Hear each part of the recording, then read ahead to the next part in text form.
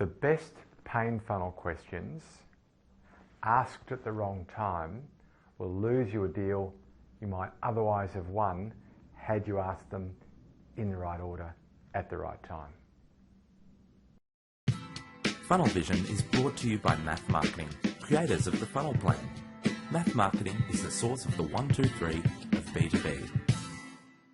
Popular sales training company Sandler uses the term pain funnel questions to describe the sort of questions that a salesperson should ask in order to uncover pain with the prospect. Frankly, as is, it's good enough. And if you master that good enough technique, you'll do quite well in sales. But if good enough is not good enough, and you want to master selling and you want to bring marketing along the journey, that is align sales and marketing, then you need to master one more skill. More of that in this week's show.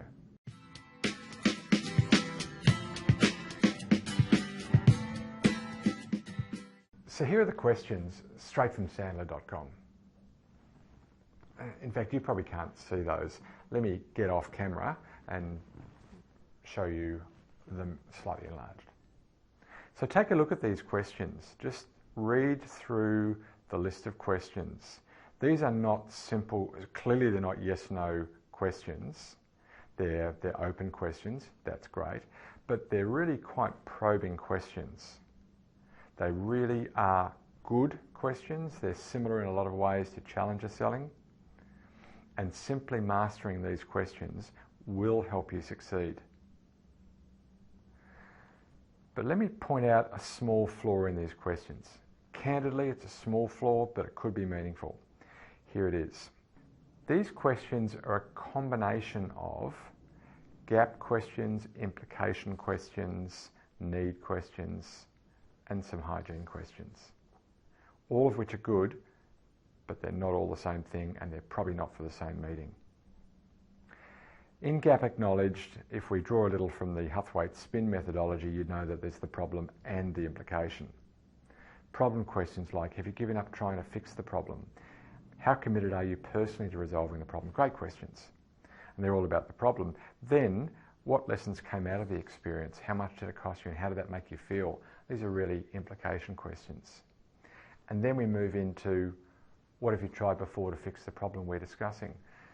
Again, it's a good question because what you're trying to flush out is what they think they need, why it didn't work, so you can reshape the need.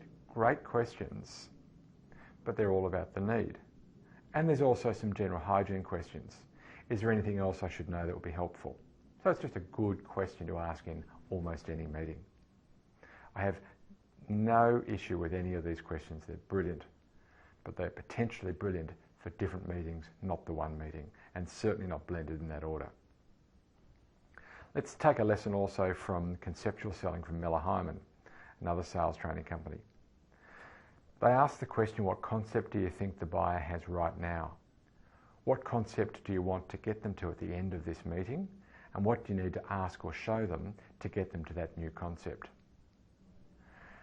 I would align to that same idea. Clinically separating questions that get to the heart of the problem and questions that uncover and agree what's needed to solve that problem, clinically separating that is just critical. Don't let the conversation drift into a blend of these issues, backwards and forwards. You know, you're taking me down a path and then I'm back out again and down a different path. Take them on a continuous journey. And frankly, know what that journey is. Know where you're trying to take them with each question. You're trying to move them constantly forward, not down holes and back up again. So what we really need is a framework for asking the right question in the right order. And I'll share that with you now.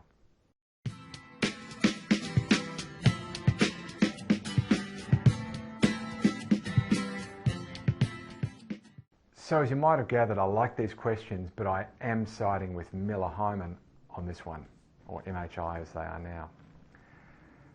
Ask yourself before the meeting, if you can, what problem does this buyer already believe they have?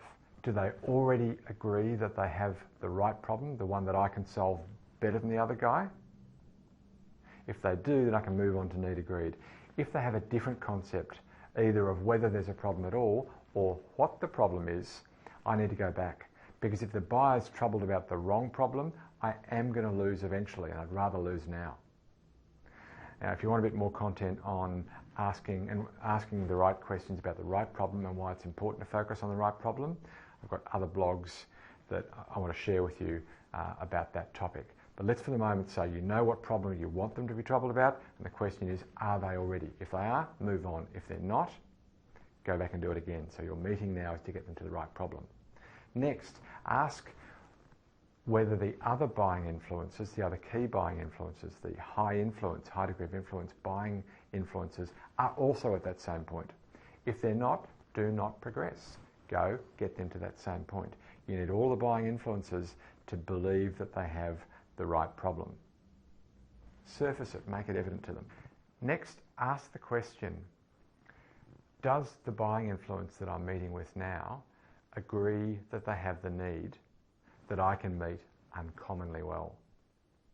If they don't, there's simply no point proposing, and so my pain funnel questions, if that's what you want to call them, need to be around getting them to agree the right need, the need that I can meet and the other guy can't.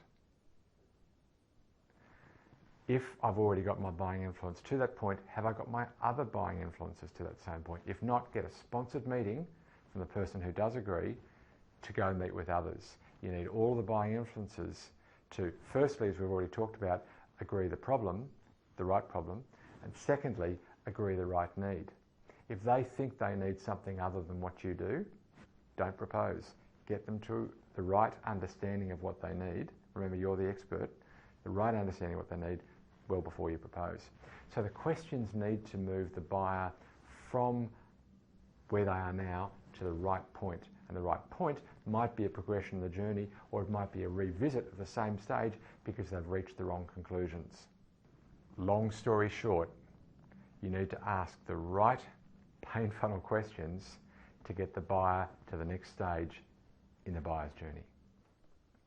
This week my tooltip is nimble.com, Nimble.com.